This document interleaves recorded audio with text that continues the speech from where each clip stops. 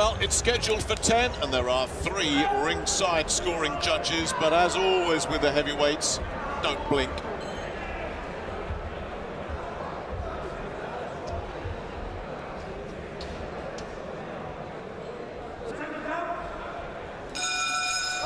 Here we go then, it's Erik Pfeifer, Dylan White's sparring partner for this one in the black against Nick Webb. Neither of these guys have boxed since late 2019, not all their fault of course. And then if you look at Nick Webb though, apart from that Ultimate Boxer tournament that he won in December of 2019, he's not boxed since losing in December 18 when he was knocked out by Kamil Sokolowski. So these guys might have a little bit of rust to get rid of, but Webb certainly is coming out fast, isn't he? That's for sure.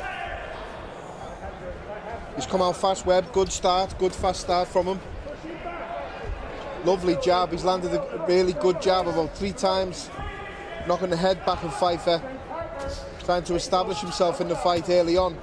Right hand got through as well. His career started out fast when he turned pro. He won his first 5 inside a round, and of his first 12, only 2 of them went the distance. But then he ran into Dave Allen, and it's been heavy going ever since. But if he can keep up this kind of tempo, we can certainly ask some questions of Erik Pfeifer here, who's not the quickest. We've seen that in the past. He tends to be a little bit one-paced. Remember the Dave Allen fight, Nick, when Allen finally won? It was a great knockout, but it was like it wasn't that expected.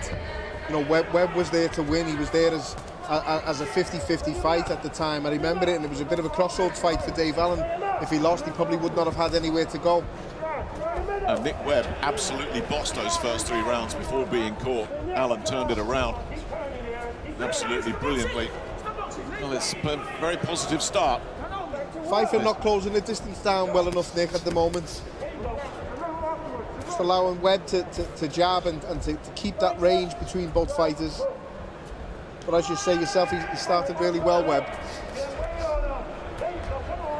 Got through there with his jab, Pfeifer, but Webb, who is naturally the bigger man, 16 pounds heavier than a career-heavy Erik Pfeifer tonight as well. But if Webb can look to try and bully him, force him onto the back foot, it'll be interesting to see how Pfeifer reacts. He has such a good amateur pedigree, as we already talked about, a 2-time Olympian and a World Championship bronze medal back in 2011 when he lost his semi-final to one Anthony Joshua.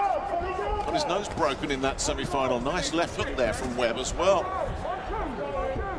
This is a very encouraging start for Webb, and Pfeiffer's not looking comfortable at all. Pfeifer just hasn't come out of his shell yet. He looks a little bit gun-shy. I think he's been caught with a couple of stiff jabs, as I said before, would have knocked his head back, and just doesn't seem to want to engage as of yet. There's that jab again from Webb.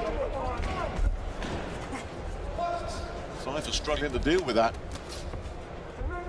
It's better, got a left hook in there, Pfeifer, but Webb loves those big overhand rights, and I'll tell you what, that last one right on the bell had an impact. And Scott Welch, his trainer, the old British champion, I think will be very happy with what he's seen in those 3 minutes. He will. Scott Welch was a good heavyweight himself back in the day, obviously. No-nonsense type of fighter, you know, tough, rugged.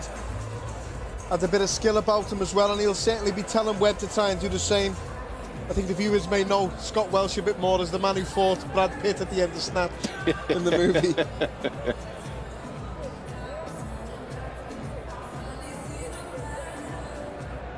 Good overhand right there from Webb as well. Really putting all his power into these shots. No feeling out process in that round. When you go to your right, be ready to roll and come back with the shots, okay? As soon as you get closer, you throw the straight one too. Erik, when he throws his right hand, take a half step out and then come back in. Yeah. Then he will miss, and come back with it. Come on, baby, give me this round, baby. That is the boxing world we live in now, isn't it? Erik Pfeifer, born in Russia, living and based in Germany, and having Brits in his corner. Going to be multilingual in this game, and there's that right hand again, right at the start of this second round, and Pfeifer felt it and did well just to hang on there. Well, Webb, I thought, caught him with it at the end of the first round, and he's straight back on him here, Webb. I think Pfeiffer's lucky that it came off his gloves first, and he didn't feel the full brunt of that shot. The full force of the shot was taken away by it landing on his gloves first. He was really lucky not to take that shot cleanly because it affected him. He's all over the place. Down he goes. I think it was that first right hand that's unsettled him, because he's never really got himself back together again.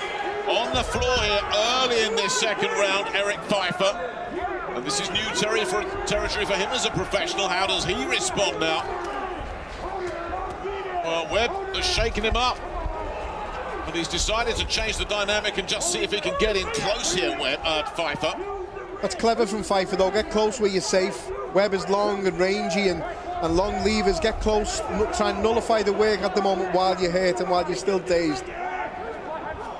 That was better, much better from Pfeifer. Has to tighten up, Nick. He's got to tighten up, Pfeifer. Needs to get his hands up higher, just recuperate, get your head back, get your legs solid again before you try and engage. Pulled back on that right hand, but it's got him again with that right hand, so there's a sure sign that Pfeiffer's punch resistance is a little bit suspect, to say the least. He's been softened up, he's been shaken up, and he's now been on the floor twice. And there's still more than a minute to go in this second round. Webb's got him down again, and I don't think Ian John Lewis is going to let that carry on. No, he's not. Boy, oh boy, Nick Webb is back with a bang.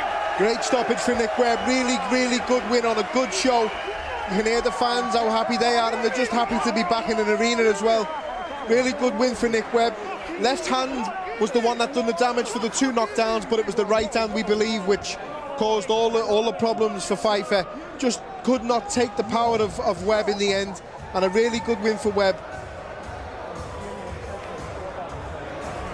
Well, that is a guy whose career looked washed up when he got stopped in 3 by Kamil Sokolovsky, and no disrespect to Big Kamil, but Kamil is a journeyman, and if you're getting stopped by a journeyman, you know, your career really is at a crossroads. Well, he just redirected it right there in about 5 minutes. He was completely on top, busted Nick Webb. And once he had him shaken up, he didn't let him off the hook. But I'm convinced, Paul, and you know, be interested to hear what Pfeifer will say. It was that big right hand right at the end of the first round. He followed it up right at the start of the second round, and Pfeifer was in trouble from that moment. I agree, and even in this heavyweight division, even the jabs, the big, solid, stiff jabs are going to have some effect as well. But the right hand, I believe, did all the damage, as you've said, and the left uppercuts and the left hooks were the ones that finally put him over for the knockdown. But really good win for Nick Webb tonight, and as you say, for the fighter to come back after 2 losses, especially 2 knockout losses, and 2 that probably wasn't expected also. He probably had big plans for his career, hit 2 big stumbling blocks, and now he's back. And this win tonight, hit 2 big stumbling blocks, and now he's back. And this win tonight on the big stage, televised, back with fans again. The only way is up now for Webb. Well, here's the finish. Pfeiffer's resistance had gone. That was a left hook sort of round the back of the neck, not really the target area, and the force of the shot has sort of pushed Pfeifer over. But what we didn't see was he was hurt off a right hand previously before the slow-mo. Yeah, I think he was at a point here that just about anything that landed was going to put him on the floor. I think this is the second one, and it's a left uppercut, if I'm not mistaken, and it just lands. It was actually a jab. It was actually a fast jab, but the right hook, which lands on the gloves, will still be. When you hit hard and your head is you're disoriented and your head is still shook up, and any shot that lands around the target area, even on the gloves, will still have the same effect. Yeah, it was definitely the right that he felt there, and as you say, at this point, I mean, he could have almost blown him over. You know, that big one, the right hand over the top. The right hand sort of round the back of the head over the top, but then the little left uppercut, the little short left uppercut inside, which landed, was then the one that caused the knockdown. And really happy for Nick Webb. A good win. Yeah, as you say, that left hand following up, if there had been any chance of him getting himself together, well, he had no chance after that. He picked some shots there, Nick Webb. You know, I remember his debut 6 years ago this month. He knocked over a guy called Hervoy Kisicek inside